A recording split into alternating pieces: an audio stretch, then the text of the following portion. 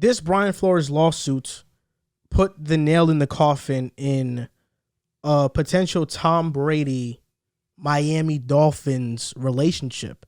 Stephen Ross had basically told Tom Brady, "Hey, I want you to come to Miami, be a minority owner." And Brady was thinking about coming out of retirement once he did that to then play for the Miami Dolphins.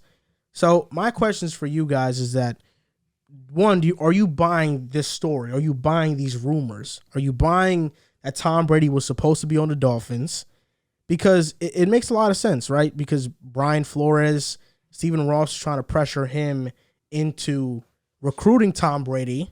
Years and before. He mentioned this in the story. And the timetable of this is very damning. Yeah. This was a report by Ben Violin, who's a senior NFL writer for the Boston Globe.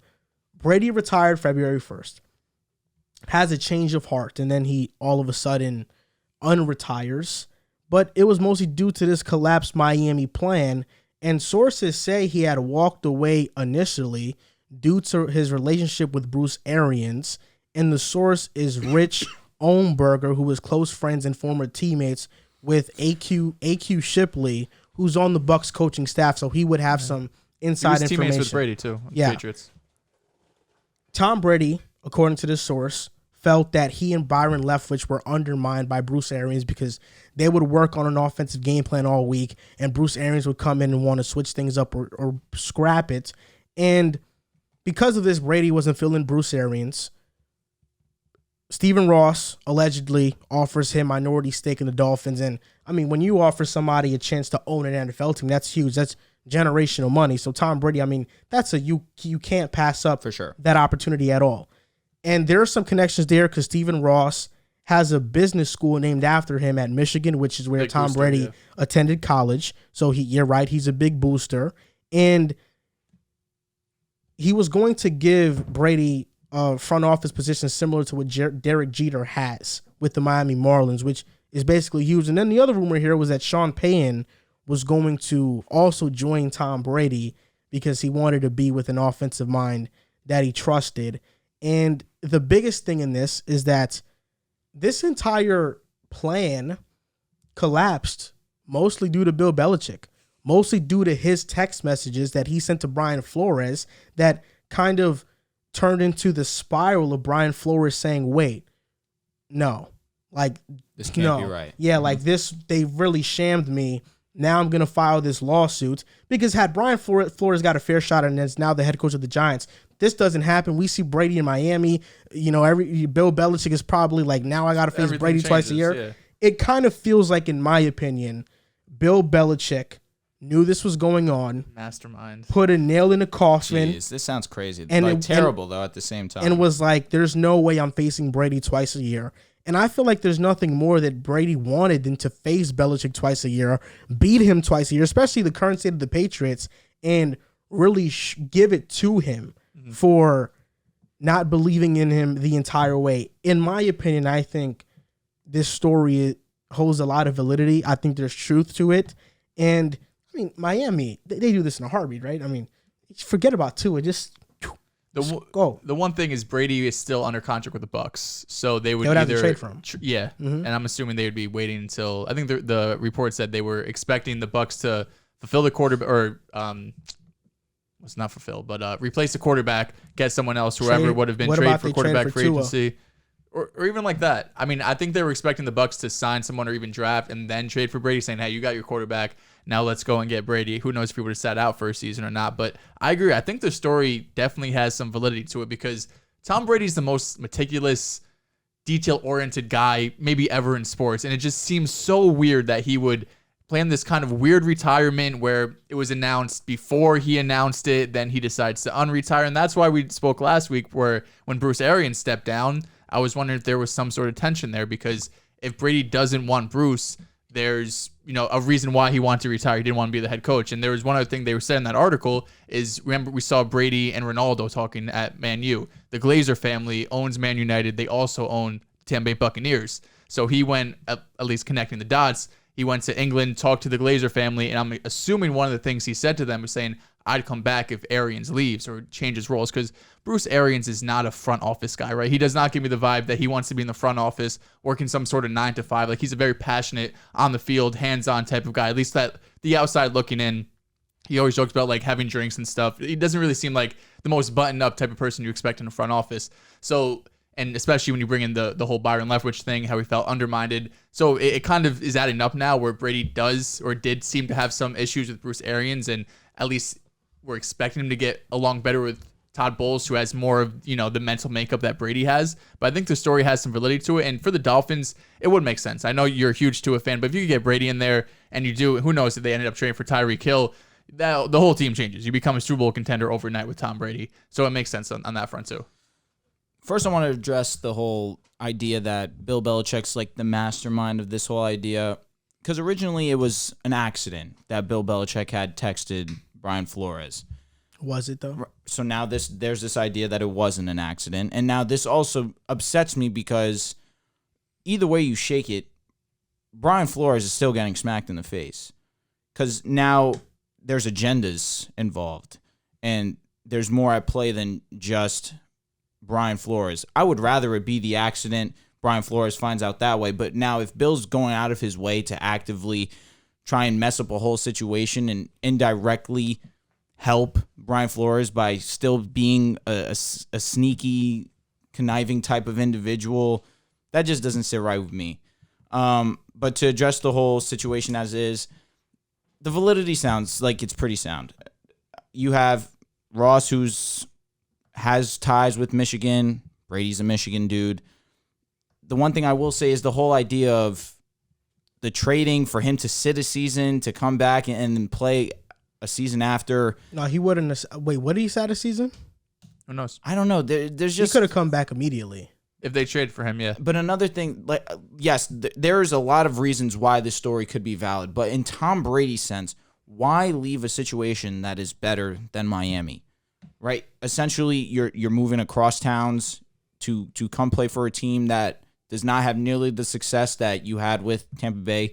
Obviously, Tom Brady's a huge factor in their success.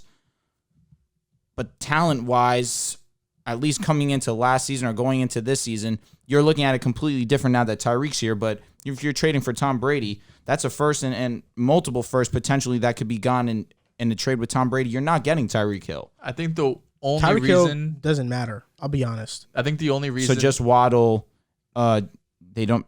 Waddle, maybe they keep Devontae Parker. Tom Brady can get it done with Waddle, Devontae Parker, and Gesicki. The difference is they would still get Teron Armstead. Waddle would be fantastic for sure. But I'm looking in the sense of he had Godwin, he had Mike Evans, he had Rob Gronkowski, Leonard Fournette, Ronald Jones. Yeah, but then you look at what he's at in New That England. offensive line's fantastic. He would still be behind a terrible offensive line. Now it's revamped. Teron Armstead, maybe he still comes to town, but now they're taking on Brady's contract. $15 million a year cap hit. Just $15 million. It would have been 15. Yep. The only reason I think Brady does it is because he gets a chance to be a minority owner. That's the big thing behind it. Which is, like you mentioned, You can't turn it generational down. wealth. You can't turn it down. For sure. Well, I also But the think bigger thing really is the Bill Belichick. If you really think that that's true, Bill Belichick's terrible.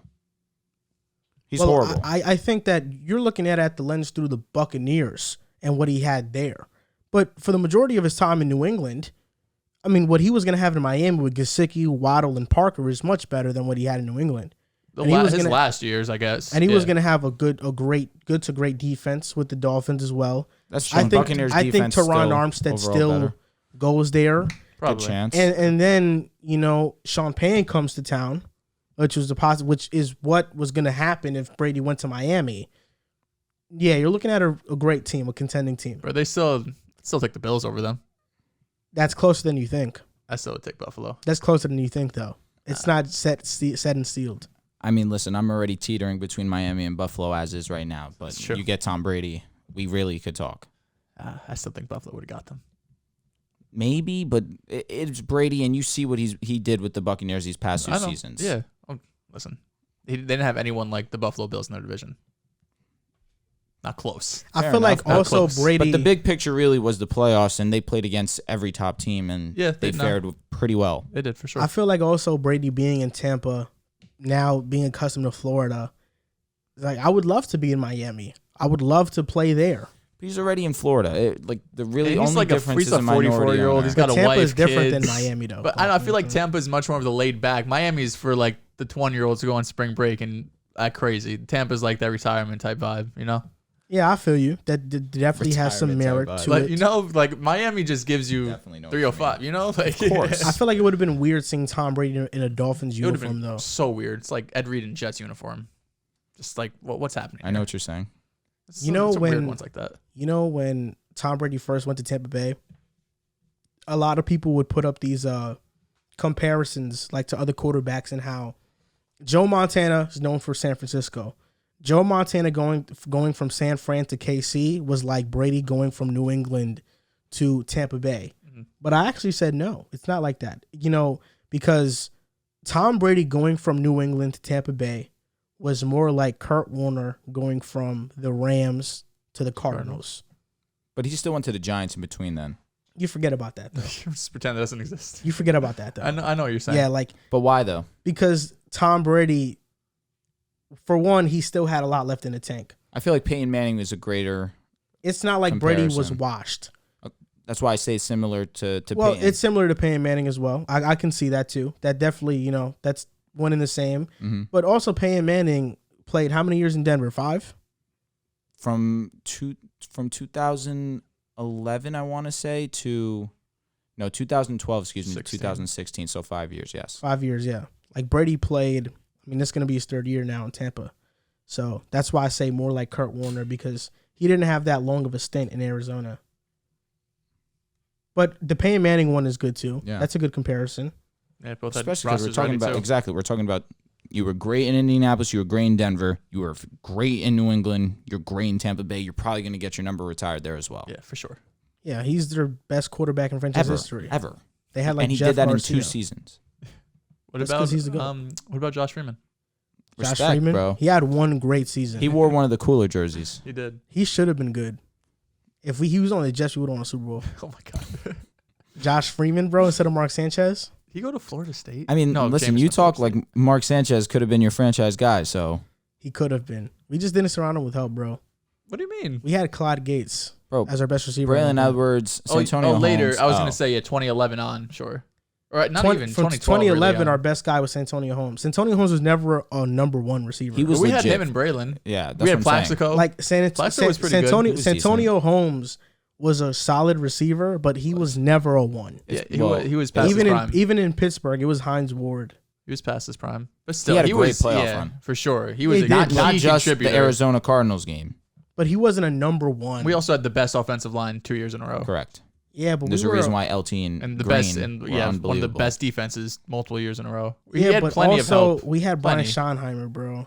We went to back-to-back AFC Like, imagine if championships we games. had an actual Mark good Sanchez OC. wasn't that good, dude. Mark Sanchez was limited. Bro, he could have been a great quarterback under Great? the right I circumstances. don't think he would have been a great quarterback. and then I get slack for saying Tua can I be think great. what he did is like his Tua will ceiling. never accomplish anything near what Mark Sanchez accomplished. He will never win 4 underwhelming in the playoff playoffs games. and going to he got He was carried. 4-2. Yeah, He has I some good understand. games. Mark Sanchez did We not had a get great carried. roster, without a doubt. Sanchez did not get carried in the playoffs. He was big time. Against He the made, He some, Colts. was he made some big really time. good. He made some really good plays in both runs. Whatever. Santonio Holmes had 1,000-yard season. That was with Pittsburgh, and then with the Jets, he didn't have 1,000-yard season Well, it's because look who was his quarterback. because he was It's because he's If he Santonio didn't do it Holmes with was Ben in always prime, mid. Ben, I mean, he did. he had won. One That's what I'm time. saying. Yeah. How many years was he there He for? was At least he was 4. there for 4 years. They had some guys there. They They did. have some guys there for sure. Could have been. Santonio Holmes, man, freaking! I can't believe he was our best receiver. That sucks. Braylon was really that good. wasn't what our team was based on. It was No, it defense wasn't. running I'm the talking ball. about 2011, bro. I apologize. Even still, that's what we're Because that's when expecting. Sanchez started to drop off because the help the help dropped dropped off Yep. significantly. Yeah, Mhm. everyone got old. Old line. Man. Yeah. Glory That days. offensive line was The crazy. glory days, Bro, man. Nick Mangold, 5 Hall of DeBrickashaw, Famers. DeBrickashaw, Burke, no Ferguson, funny, Damian, Woody, Brandon Moore. Who was our right tackle? I forgot. I feel like there was only one position on our offensive line that was like the weak spot. Nah, Brandon Moore's guard. You said DeBrickashaw already? DeBrickashaw, Yeah. Mangold, Woody. Brandon Moore. Yeah. Who was our right tackle? Why do I think? I can't think off the top of my head. Vladimir Dukas. Definitely wasn't Dukas. Hold on, let me check. I'm on it right now. So met Nick okay, Mangold once. it was DeBrickashaw met him? Ferguson. That Sky Zone. Tough. Yeah. It's Okay, pretty so cool. DeBrickashaw Ferguson, And left tackle. Bart Scott, also at Sky Zone. Matt Slauson, left guard. Nick Mangold, center. Brandon Moore, right guard. And Damon Woody, right tackle. Yeah, so that was our... And then 2009 was DeBrickashaw Ferguson, Alan Faneca. Faneca. Yeah, Faneca. Nick Mangold, Brandon Moore, and Damon Woody. Damn, Those stacked, are literally bro. 5 Hall of Famers. Yo, Thomas Jones, a Jets legend. Thomas Jones is definitely a Jet legend. Jet legend. Without a Thomas doubt. Jones is amazing, bro. He's so good.